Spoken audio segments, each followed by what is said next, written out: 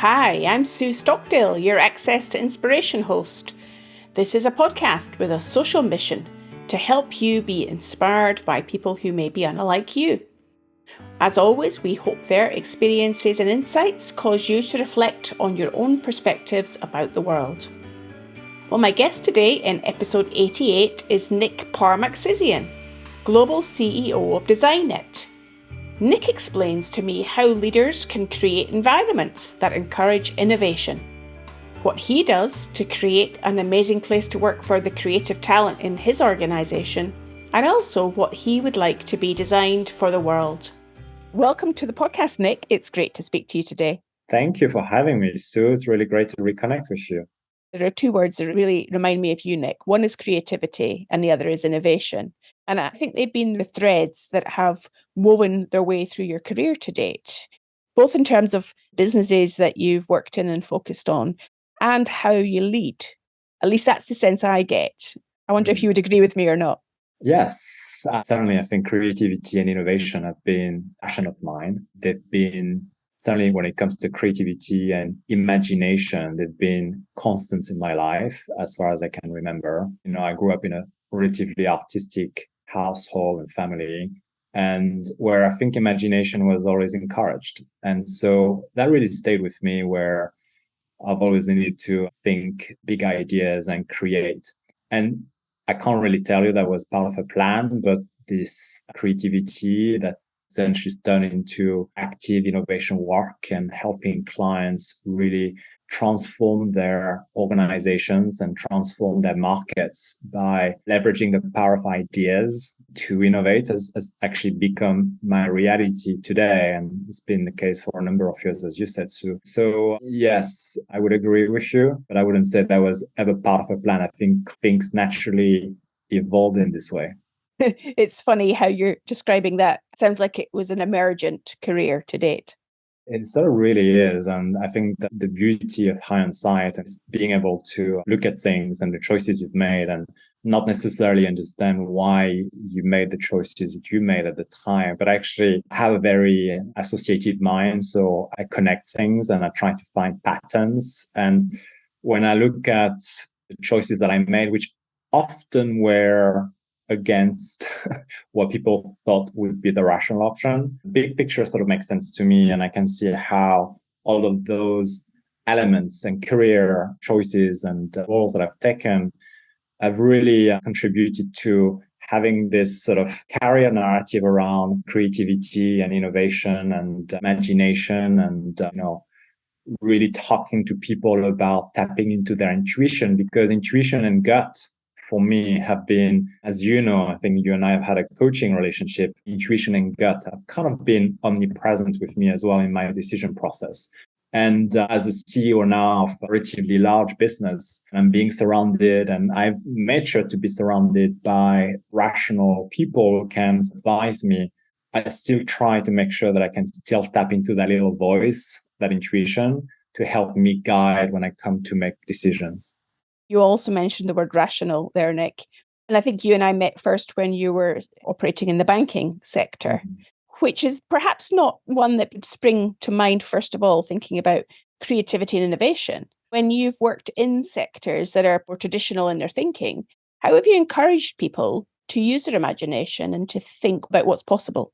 Yes, and that's why I often get hired, is to essentially facilitate that process. And you talk about financial services. This is an industry where people are essentially incentivized to managing risk and profitability and making the right investment decisions. And suddenly you're asking them to start to think outside the box and really think big ideas to drive breakthrough innovation in order for you to compete with this emerging fintech industry that's been obviously competing with traditional banks. That is not easy. And there are a number of things in my experience that need to be in place. Number one, there needs to be a clear mandate from the top that this is a priority and that leadership will create an environment where people, number one, will have the time, but number two, will have the opportunity and the safety net that they need to be able to innovate. the third thing that needs to be in place is this doesn't happen at the individual level. I mean, most of the time, those individuals, those bankers come together as part of a team or a pod through the course of a project or an engagement.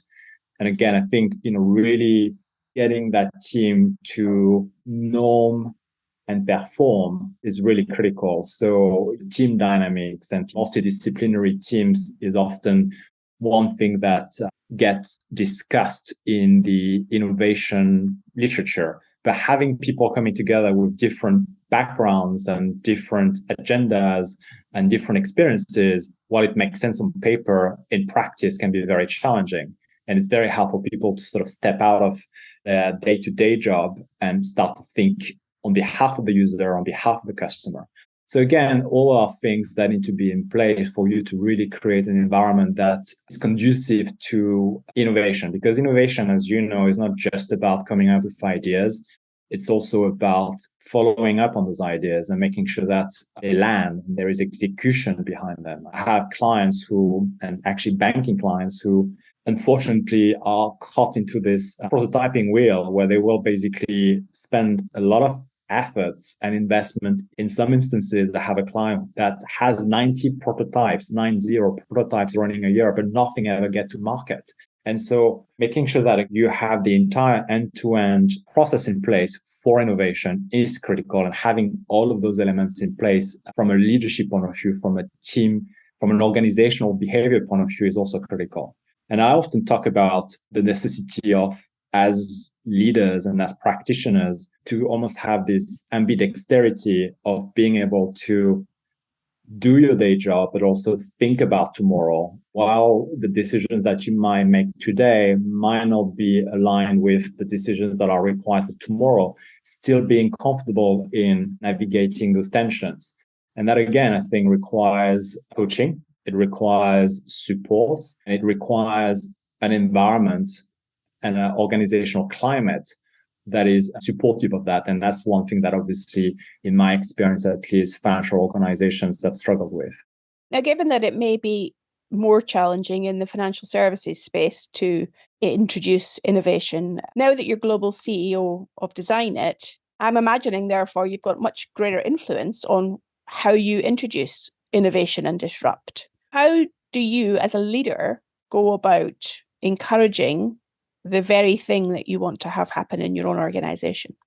I basically role model the behaviors that I know are to be critical for an organization to be able to innovate, starting with being myself. So being authentic in my leadership, talking the truth and being transparent. Sometimes a leader can find themselves in this sort of parent-child relationship, and I'm trying to make sure that we are talking as equals, as adults, and are doing the right thing to the business. So again, role modeling, being authentic, being able to have the right conversations, presenting the facts and being transparent around the choices that we are making. And as I was saying earlier, creating an environment that is conducive to thinking, fresh ideas, providing that time and a capacity, but also the safety of being able to think differently. I think also the point I was making around the power of teams, making sure that you are doing everything you can as a leader to remove the blockers that might be in the way of collaboration. I often encourage colleagues from different countries, different studios, from Stockholm to Madrid, for example, or Tel Aviv to Tokyo, to come together and really collaborate to the benefit of a client, to the benefit of an idea. As a leader, what I try to do is lead from the front, lead by example, role model the behaviors that I would want to see from everybody else. And I very much see my role as an enabler. So I often say to the team, I work for you. As a matter of fact, I'm the CEO, but you pay my salary. So I'm here to empower you. I'm here to make sure that I remove the things that might hold you back, that might hold your creativity back, and really free them to be themselves and to do what they do best, which is to create. I often find that, for example, there's nothing worse when you are putting a creative person into the wrong role. So certainly in my experience in the past, I've had creative directors moving into management roles, and it was almost the wrong choice for them in the sense that that was not necessarily the best fit. And they were also getting frustrated for not being able to create. So having the right people in the right roles and making sure that everybody has a platform to be able to create is very important. And this is what I try to do in my role today as CEO of Designit. I think you're describing it very clearly for the listener there in terms of what you have to see it to be it. And if you're role modeling, that's an important thing for the employees. For those that haven't come across Designit before, what does the company do? And I'm wondering if you can give us some example of the types of successes that you've had. Yes, absolutely. So we are a innovation and design agency, and we work with some of the most well-known brands around the world and across many industries. So whether it's in the hospitality, aviation industry, healthcare and life science industry, financial services, we really help clients not only reinvent products, but critically reinvent experiences as well. So for example, we work with a well-known pharmaceutical company around redesigning the experience for some of their patients, for example, around the ALS disease, the motor neuron disease. I've also worked in the product space, again, in the pharmaceutical sector, in developing the next generation insulin pen. We work with financial services sector to be launching new digital features that help the mass market individual get access to investment advice that would perhaps be more dedicated to another segment. In the past, we work with the aviation industry to reinvent the passenger experience. So there's a huge amount of creativity that goes into hopefully really shaping a better world as well through the power of our ideas. So we're trying to be very true to our purpose, which is to ignite shared progress. We make sure that we invest our creative time and energy in industries and sectors and projects that sort of make sense and are aligned to our values as well. And we always have sustainability at the heart of what we do. So again, from a design point of view, making sure that our products, services, experiences have built-in sustainability as well. It's interesting that you say that, Nic. It's bringing into the conversation for me purpose as well as profit and having the world as a stakeholder for some of the things that you're doing. Is that the way that you'd be thinking? Absolutely. I mean, I think I often need to remind myself and remind the teams as well that we are in this for the long run. And so this is a marathon. This is not a race. We are not going after quick fixes when it comes to profits, when it comes to revenue growth. I think it's really about investing into the future by making the right choices when it comes to clients, work that you can be proud of, because that work will then help you attract the next generation talent that you need, as well as bring the type of clients that you want. So it's a fine balance. Obviously, you want to be financially independent. You want to be able to control your own destiny from a financial point of view. But at the same time, it's a balance with doing the right thing, choosing the right work, building those products and services that you want to be proud of, that you can use as references for the future. I think to me, this point about, again, back to the ambidexterity between profitability today while thinking about your profit for tomorrow is very important. And I find that sometimes one can compromise the other. I'm wondering if that means that you ever say no to taking on client work.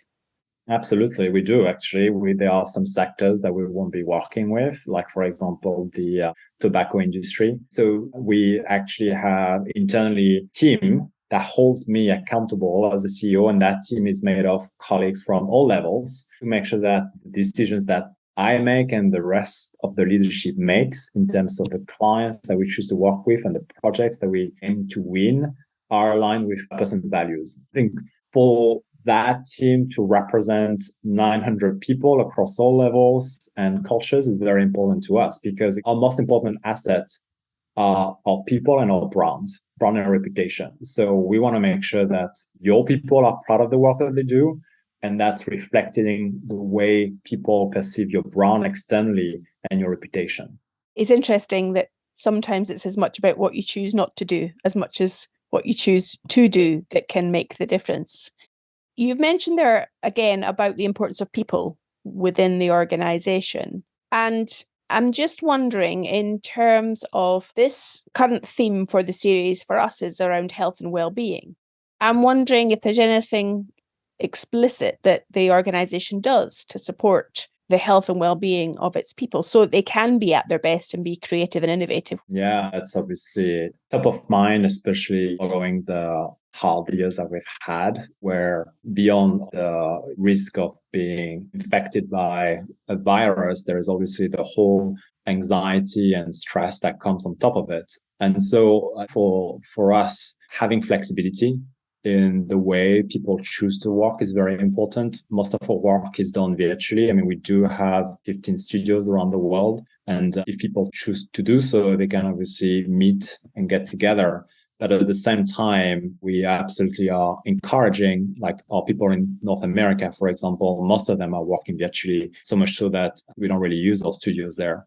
That's number one. Again, from a well-being point of view, giving people access to learning, I find is very important. It's all very well to be coming in and doing your work, but especially with creative people, I find that providing great learning opportunities is really important. So that goes into well-being. I feel that I'm learning. I feel that I'm developing myself. And there is nothing worse than feeling like you're being stuck. And so making sure that people have those learning opportunities is very important to us. I think the third thing is for our top talent, what we also try to do is we give them their Friday to be able to follow an interest and a passion of theirs, because we believe that those interests and those passions will in turn benefit the rest of the organization as well when they turn into a point of view or they turn into an asset, they turn into a prototype. So we try to give people the time, to the point about innovation, the time to be able to think, to be able to reflect, and to be able to in turn innovate. I think that goes into this feeling like I'm adding value, I'm contributing, I'm able to follow interests and passions of mine, which in turn helps with your well-being and your mental health. So those are things that those are things that come to mind to me when I think about well-being for our is. Now, if any of our listeners are senior leaders in organizations and they're thinking, well, Nic, that sounds fine, but I can't afford a day's worth of my employees' time to work on something of their own interest, what would you say to skeptics listening that don't currently think the way that you do? Well, first of all, it's not like the whole organization, right? So what we've done is we've very much created this scheme as, I suppose, an incentive for our top performers. So our top 20% will sort of get access to this scheme. But what I would say is that your people are your best asset, and you want to invest. When you think about all of the marketing investment you could be doing to building your brand, when you think about all of the time you might be spending haphazardly to develop a new point of view or a new asset, being actually quite structured about it and saying, I need this no matter what. What I'm selling is intellectual capital. So as an investment, I'm going to ring-fence the time that we need and structure it so that we can actually go to market with something that makes sense, that's aligned with people's interests, passions, and values, which, by the way, is often reflective of what the rest of the world is thinking. I think to me, that's just an obvious investment. Plus, I often say, I'm the worst person to be putting in front of the press. I mean, I'm not that interesting. I think that those people who have a point of view are the right people to be talking and to be advocating and to be influencing really the world. And also it's an incredible incentive for our junior colleagues to have access to a platform that enable them to get their voices heard. So I think there is so much in the way of benefiting the organization in turn where people are contributing, and they are contributing by doing something that they are interested in. They have the time for it. They are getting access to a channel that's going to amplify their voice and point of view. And in turn, people are engaged. It's great. Most of what you've been saying so far has been very much around what you're doing for your people in the organization.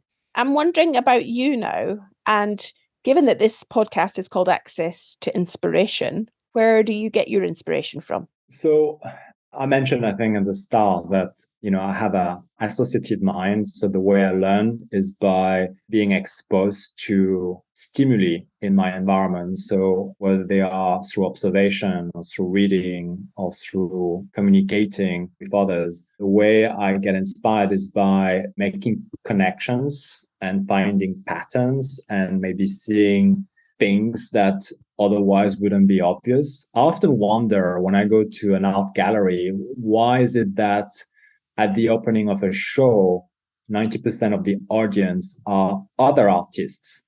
Until I sort of come to realize that actually to be able to create and to get inspired, you need to expose yourself to as many stimuli as possible. And so I try to do the same. I try to find the time to expose myself to a wide variety. I mean, at the expense sometimes of my entourage, who will accuse me of being a bit hyperactive in that way. I never seem to be able to rest. My mind is always curious to learn and to find out and to question things. So getting access to different pieces of data. I'm actually doing a doctorate as well in parallel because I started it last year, and I found that having the structure of an academic program as well helps my mind to learn new things and make associations with the practical reality of my job and the concrete lives that I live. And so that's how I get inspired, by connecting things and people. Sounds like you're a busy man. I love it. I wouldn't have it any other way. And if you could just come up with any idea to design something for the world, something that you think we need right now, what would I want to be designed for the world? I mean, I think there are many things in the world that need design input in the way of improving things. I think the whole democratic process, for example, and the way that democracy happens, I think to me is a really interesting journey and process that we take for granted. And I think is very much at risk and probably would benefit from being looked at and thought through. So the way we essentially get access to information and the way we as democratic citizens get to cast our votes and how we hold those power to account as well, I think is really interesting. And I think that design has a great role to play in making sure that there is more transparency, there is more accountability, that people find it easy to be able to vote, that they have all of the information that they need to be able to make their decisions in terms of casting their democratic voice and being heard. Yeah, so I'm just sort of thinking out loud, but I would love that. So if anyone is a taker, I would love any nation out there looking to rethink the democratic process. Yeah, I think that would be so interesting, but also so needed. And finally, Nic, if you were looking back at what you know now and giving your 14-year-old self some advice for life, what would be that wisdom that you would offer the young Nic? I think don't be afraid to listen to your own voice and your gut. Certainly being French, the French education system doesn't really encourage you to think in those sort of non-linear ways. I think it's all about being rational and sequential in your thinking.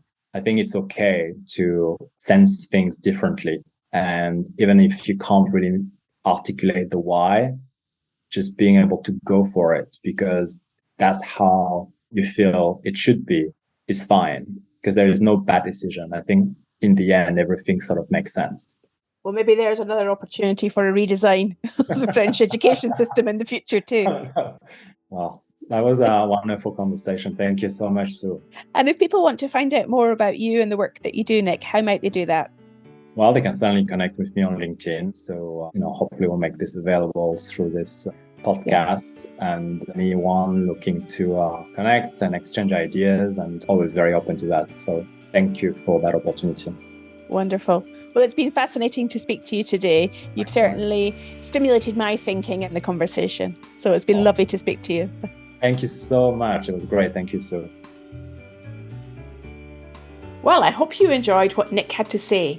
And maybe it's inspired you to think about aspects of our society that could be redesigned. Remember, you can subscribe to the podcast and you can also keep connected with us on social media. We're on LinkedIn, Twitter, Facebook and Instagram. Just search for Access to Inspiration or hop on over to the website to read the transcription for this and all the other episodes that we have. Our website is accesstoinspiration.org. Next week, my guest for the final episode in this series is Alex Vondenhever, who is a wildlife tracker and he will be explaining about the skills that are needed to track lions, leopards, jaguars and wolves in some of the world's wildest environments. I hope you could join us then.